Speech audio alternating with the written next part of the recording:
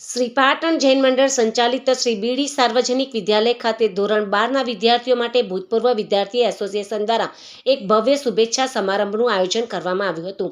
શાળાના 82 વર્ષના ઇતિહાસમાં આ પરંપરાને જાળવી રાખી વિદ્યાર્થીઓને બોર્ડની પરીક્ષા તેમજ ભાવિ જીવન માટે પ્રોત્સાહન પૂરું પાડવામાં આવ્યું હતું. કાર્યક્રમની શરૂઆત મંગલ પ્રાર્થનાથી થઈ હતી. ત્યારબાદ વિવિધ મહાનુભાવો દ્વારા વિદ્યાર્થીઓને પરીક્ષાના ડરથી મુક્ત થઈને સકારાત્મક અભિગમ સાથે આગળ વધવા માર્ગદર્શન અપાયું હતું. આ પ્રસંગે એસોસિએશન મંત્રી ભૂપેન્દ્રભાઈ પટેલ, ડૉક્ટર અતુલભાઈ અગ્રવાલ, ડૉક્ટર રાકેશભાઈ તેમજ ધીરુભાઈ શાહ, કેતનભાઈ પટેલ, જીતુભાઈ જાદવ તેમજ વાલી મંડળના પ્રમુખ રાજેન્દ્રભાઈ છેડા ખાસ ઉપસ્થિત રહ્યા હતા. શાળાના તેજસ્વી તારલાઓનું સન્માન કરવામાં આવ્યું હતું. ભૂતપૂર્વ વિદ્યાર્થી એસોસિએશન તરફથી પરીક્ષામાં ઉપયોગી થાય તેવી શૈક્ષણિક કીટનું પણ વિતરણ કરવામાં આવ્યું હતું. વિદ્યાર્થીઓએ ભાવસભર વિદાય ગીત રજૂ કર્યું હતું, જેણે સૌને મંત્રમુગ્ધ કર્યા હતા.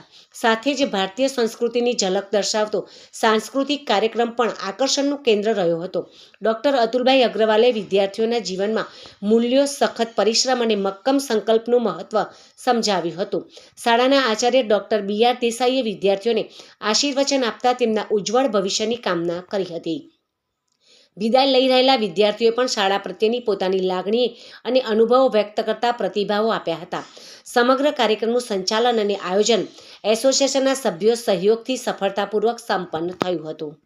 પૂર્ણ થાય છે, પરંતુ સાચું કહું તો આ અંત નથી. આ તો મારા સપનાઓ તરફનો એક નવો પ્રારંભ છે.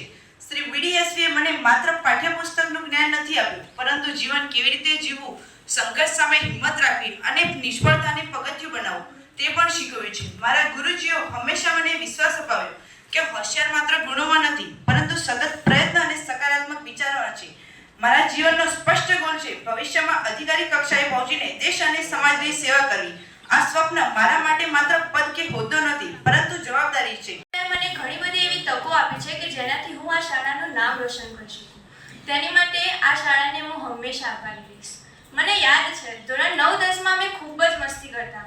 સરો અને ટીચરોને ખૂબ જ હેરાન કરતા, જ્યારે એમના હાથની માર પણ ખાવેલી અને સાથે સાથે ભણ્યા પણ એટલું જ જેટલું મગજમાં ઉતર્યું. બાકી બધું રમવામાં કાઢ્યું.